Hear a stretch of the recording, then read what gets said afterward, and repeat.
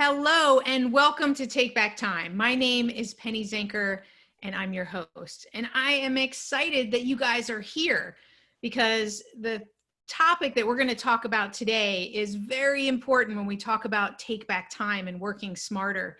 And, Nathan Hirsch is with us, and Nathan and I met a couple of years ago at CEO Space. And he's actually, in the past, he had a business called Free Up, which was a business that I joined and worked with some VAs and loved the service that was there. And now he's doing something with Outsource School. His official bio, I'm going to read that. He's an entrepreneur, an expert in remote hiring and e-commerce. And most recently, Nathan co-founded Free Up, which I just mentioned in 2015, with just an initial investment of $5,000. And he scaled it to $1.2 million per year in revenue, and then was acquired in 2019. $12 million a year in revenue. Oh, I'm sorry. My bad. 12 million. And so you guys need to see that it doesn't matter what you start with. It's what you do with it. So to $12 million, my apologies. Okay. And today, Nathan is now the co-founder of Outsource School, a company that's working to educate entrepreneurs on how to effectively hire and scale with virtual assistants through in-depth courses and other types of work. And he's appeared in over 300 podcasts.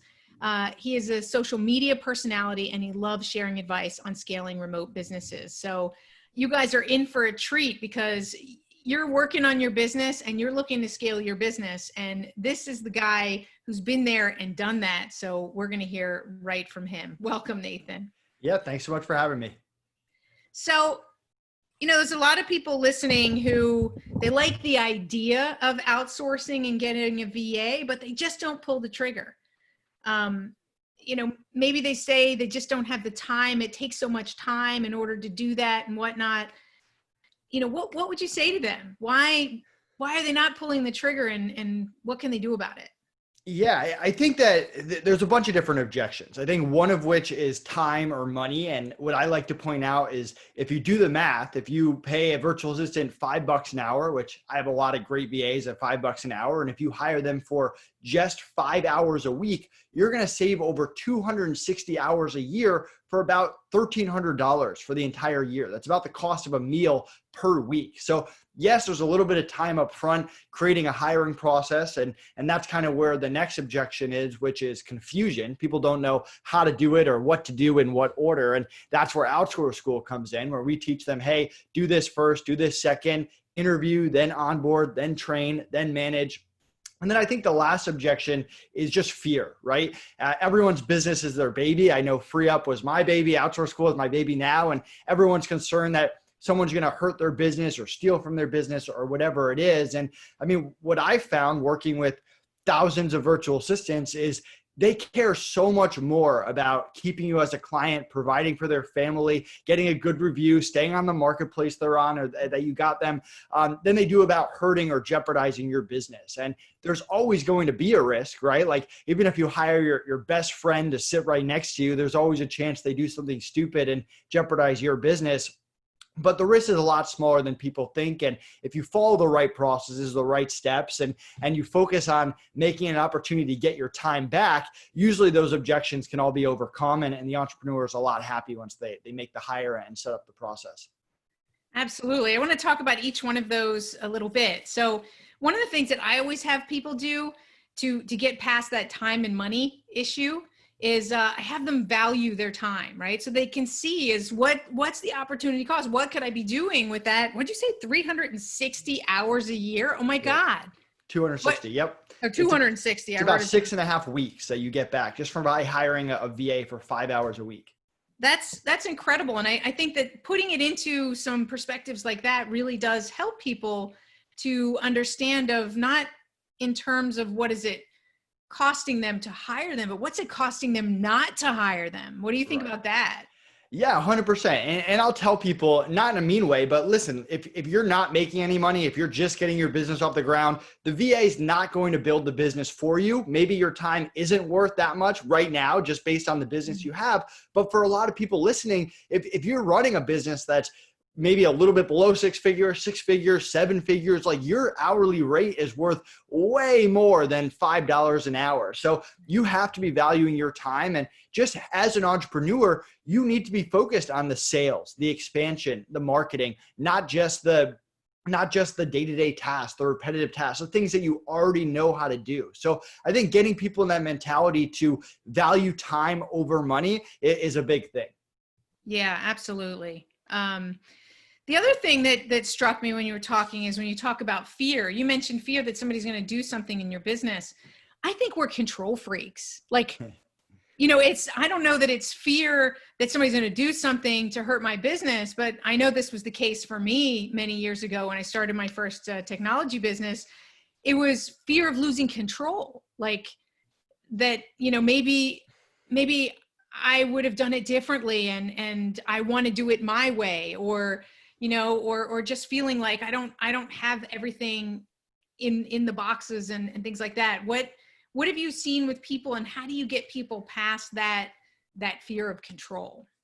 So Alex Sharfin has a great quote on this that I like to tell people. So it's the quote is, if you think you're the only one that can do what you do in your business, I have news for you. You're not that special. And it's so true, because there's so many people out there that can do exactly what you do, even better than you can, Sure. or at least the same way that you can. And if you are in the mentality where you have to do everything, right there, you've just set a ceiling on how far your business is going to be. And I've been there with my Amazon business. I mean, I was drop shipping. I didn't have to actually package or ship anything. And I was able to, by working 40 and then 50 and then 60 hours a week, I got this business to 7 figures. But one day I hit that ceiling. The business could not get any bigger. I could not work any more hours. And if I wanted a week off, 2 weeks off, like that just wasn't happening. The business wasn't going to run. So I think you have to see that, hey, there's very few $1 million a year, $3 million a year, $5 million a year entrepreneurs out there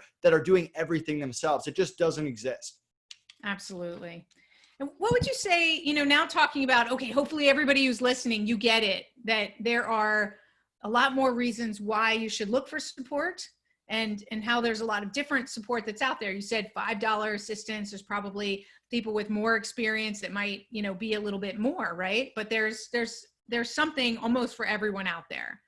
Is that right? Hold on one second. I'm going to turn the light because I'm really dark right now. I don't know why.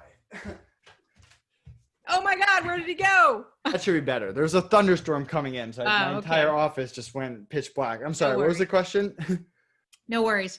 What did I just ask? You can see this is not scripted, people. I don't know. Let's. It was something after fear, where once you get over the objections. I don't remember where I was heading, but so there's someone that is going to be able to support you, if you're listening, to get back 260 hours, right, a year. That's huge. So let's talk about the part of, what are some tips to find the right person and then to onboard them right? Because I'm a big believer that, somebody's going to succeed if you put them into a process that is going to work, and that you have structured. That's going to give everybody some certainty and security, both on the VA side as well as the entrepreneur side, right? Yeah, absolutely. I mean, we like to break down hiring into 4 parts. You've got interviewing, onboarding, training, and managing. So for interviewing, we want to focus our members on hiring for not just experience is part of it, but for attitude and communication as well. So you want people who their money isn't their top priority, right? Like everyone cares about money on some level, but there has to be something that they care about outside of money. Maybe it's stability, maybe it's family, maybe it's self-improvement, which is incredible, or maybe it's being a part of something bigger than them, but there has to be something other than money that they care about, because there's always someone out there that can offer your virtual assistants more money than you can. So if you only are hiring VAs that care about money, that's going to backfire you at some point. And you want someone who's positive, who has a positive outlook at life, who can interact with other people, who's a bigger man, the bigger woman in every situation, because we both know that not every client is rainbows and butterflies. Like if your VA comes across some adversity, they have to be able to handle it and not take stuff personally. And communication is really key. I mean, it doesn't matter how experienced someone is or what their attitude is. If you can't communicate with them at a high level, then nothing really matters. So we want someone who can obviously speak your language at a high level, but we actually interview and we teach people to interview and onboard via Slack. Unless you're hiring someone for a voice role or a video role, you are going to communicate with them through email, through Slack. So why not interview them in the exact same method that you're going to talk to them? Because if they take forever to respond on Slack, if they can't understand what you're saying on Slack, if you can't understand what they're saying, that is a huge red flag that's going to cause tons of issues, especially when you get into meetings and stuff down the line. And I guess my last tip on interviewing, and then I'll let you jump in before I dive into onboarding, is a lot of people, a lot of entrepreneurs, they look for the right answers when people know how to BS the right answers. What you have to be looking for is the wrong answers. What are the red flags? We call it our CARE interview process, which is communication, attitude, red flags, and experience. What is this person saying that shows you that that they don't have the communication skills you need, they don't have the attitude that you want, or they don't have the experience that you need in your business? Cool. Absolutely. I think interviewing is a skill. And if you don't have it and you're listening and that's something that you're afraid of, you can easily learn and put some process in place that can support you.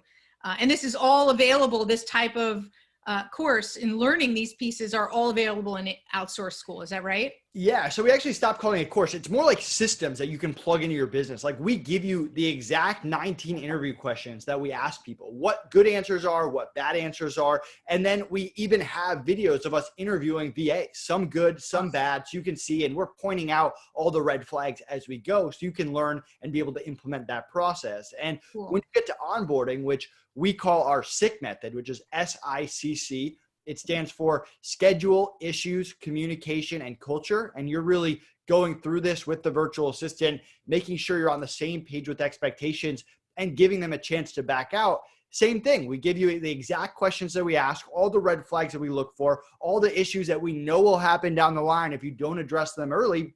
And we show ourselves onboarding those same virtual assistants so you can see. And same thing with training. We show you how to make really good SOPs, management, how to run meetings, bonuses and raise programs, all of that kind of stuff. Awesome. Really cool.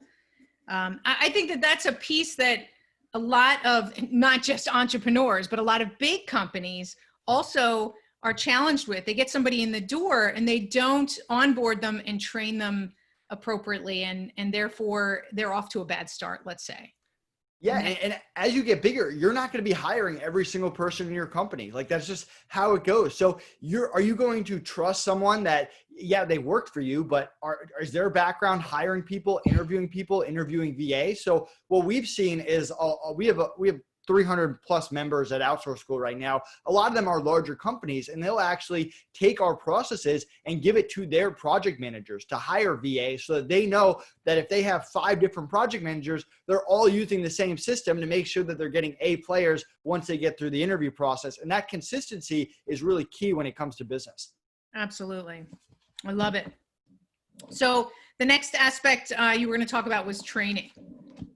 Yeah, so training comes down to SOPs, and we've really tried to rebrand Outsource School. Can you tell people what SOP is? I know that you might be really familiar with that, but not everybody knows that term. Yeah, it's a standard operating procedure, a training guide, what the systems of your business that you want to own. Because I hear all the time entrepreneurs that say, oh, I just want to hire an agency to run this. I'm just going to hire someone who already knows how to do it, which can be okay. And there's a certain times to hire experts and hire doers.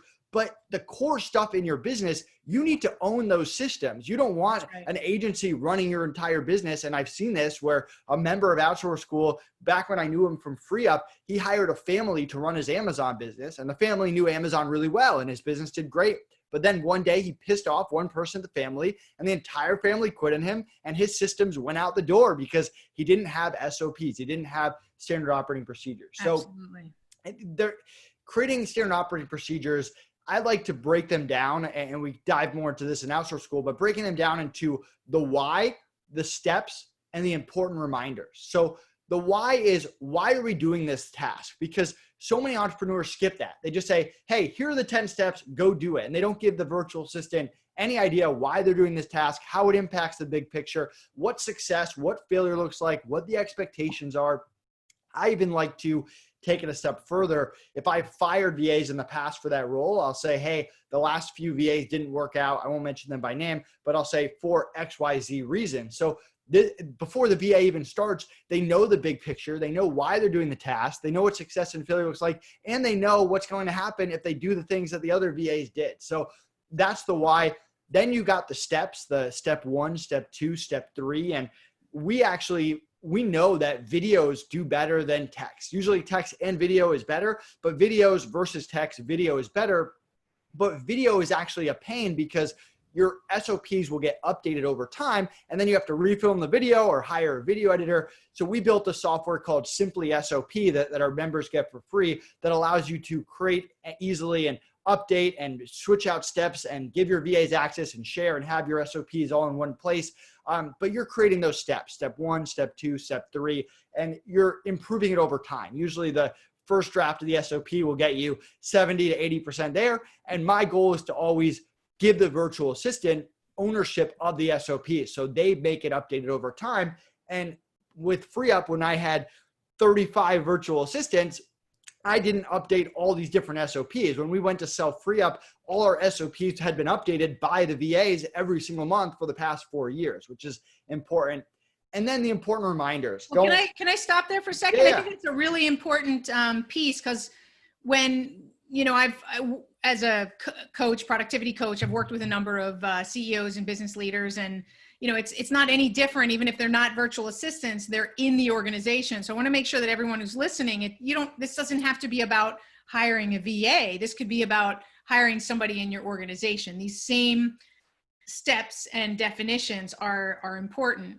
So I remember, there was a lot of like, I can't write all this down. I don't want to be responsible for documenting it. I hate that kind of thing. And you can have somebody shadow you doing the work, right? So that's like this VA is keeping the process up to date, because at the end, they're the ones who are doing the work, and they're knowing that initial definition that you gave where it's a little bit off and where they've tweaked it over time. And that's so critical that is in their responsibility. Yeah, completely 100% agree. And it's also one of the best indicators for team leaders down the line, because down the line, when you have 35 VAs like I had with FreeUp, I don't want 35 VAs all reporting to Nathan. I need to have team leaders and assistant team leaders. And I also don't want to wake up one day and say, oh man, I need a team leader. Who should that be? And hiring external, while it can be great, is also super risky, because you're going to hire someone, you're going to train them, and only after you train them are you going to know if they're going to be a good team leader once they learn your processes, even if you're not training them from scratch. So I love promoting internally, but when I go to hire a team leader, I want to say to myself, who has really taken ownership of their task, of their role, of the SOPs? And that's a great indication of who a good team leader is going to be. Absolutely. And my last point on SOPs is the important reminders. So an example of that would be, I have a VA that runs my inbox. My important reminders, they say, if my accountant or my lawyer emails me, don't respond to those emails. That's an important reminder. I'm not going to hide it in step 10, part B. It's going to be at the bottom of the SOP, so that if they're missing the important stuff that I put at the bottom, that's a huge red flag. So create really good SOPs, and that's really the key to freedom in your business. Awesome. Absolutely. So we've got the training, and then we have the managing. Yes. So managing, we probably can't cover in the whole hour. That goes in everything from meetings and having like all hands on deck meeting, team meetings, one-on-one meetings every quarter, setting up bonus and raise programs so that your VAs feel appreciated. We gave bonuses to our team every 6 months. We gave them raises. When we sold FreeUp, we took $500,000 from the sale and gave it to our internal team in the Philippines, and made sure their jobs and bonus and raise programs were secure, because we know how important that is. It goes into handling issues. It goes into team leaders and assistant team leaders and how to make sure that they're okay with that and the additional responsibility. It goes into firing virtual assistants, because here and there, although I haven't fired a VA in a while, you do have to do it. And when you wake up one day and you have to fire someone, you don't want to be scrambling around and knowing, hey, or thinking, what do I have to do? You need a checklist where, hey, you do 7 steps, the VA is fired, you inform the team, and you move on. And so just kind of breaking down how you manage them on a day-to-day basis. Awesome. So this is very system oriented, right? I love that there's because I believe systems make things more flexible and make things easier for you. But there's a lot of people who feel like that's, they don't follow systems well. And I know many leaders in organizations who set up systems and that's good for everybody else, but they don't follow the systems. So what's your feedback on that? So what I like to tell my team leaders and my virtual assistants is that I want them to imagine that I just have a million things going on at all times. Everything's pulling me in a million different directions because that's just the truth. That's just what the life of an entrepreneur is like. Right. So I need them to be more organized than me. I need them to keep me accountable. If I say, hey, I only do one podcast a day, so I can block time for XYZ, I need them to hold me to that. So what I like to do is make the support system around me incredibly organized, incredibly focused on the systems. And that makes me as an entrepreneur even more drawn to the systems and keeps me in line, even though they're working for me, if that makes sense. Yeah. So you give them permission to call you out. Definitely, 100%. Because you know that that's important, right? It goes even past systems. Like I know I struggled early on working with VAs because I tend to be a very direct person, and that turned a lot of people from the Philippines off because their culture is a little bit more shy, a little bit more reserved. Not everyone, but for the most part. And so I had VAs that I would say, hey, when I fire off an email that comes across as rude or disrespectful, one, no, it's not intentional. And two, make sure that you tell me and inform me so that I can get better. So you can use your virtual assistants to keep you accountable in lots of different things and whatever your weaknesses are across the board. Right. And that's a great thing to put into the onboarding, right? Is so that they know personality wise, what are they dealing with, and that you can have an open conversation and they can let you know what they like and what they don't like type of thing, just so you can be clear on that. Exactly. Awesome. This is great stuff. And so important. I want to ask you a couple of general questions and then maybe a question about you personally. One of the questions I ask everybody who's on is, what's your definition of productivity and why? My definition of productivity is taking the most productive hours of each day and getting the most out of them. And I'm a big proponent of this. I wish I'd figured it out earlier, but for me, I'm most productive between 7 a.m. and 9 a.m. So I make sure that between 7 a.m. and 9 a.m., I am incredibly productive. I do whatever the most important task is that day. And what people don't realize is, like, a lot of entrepreneurs, they're not just chugging 8 hours a day working on the most important thing. They're just every day, they're just doing the most important thing for 2 hours or so, 1-2 hours. And so for me, if I schedule meetings then, or if I do podcasts then, I'm not maximizing my most productive time of the day. And I mean, I have a friend who's most productive between 2 a.m. and 4 a.m. and that's totally fine too, but he better make sure that he's maximizing that time every single day. Absolutely. We all have different energy rhythms, right? And we have to know what that is and really embrace that. Although there is some science behind that. After we wake up, those first hours after waking up is our most productive brain time, the time when we're most creative. But I know that some morning people will disagree with Right. that with that brain research. I used to resist that as well. When I was in college, I definitely wasn't waking up at 7 a.m.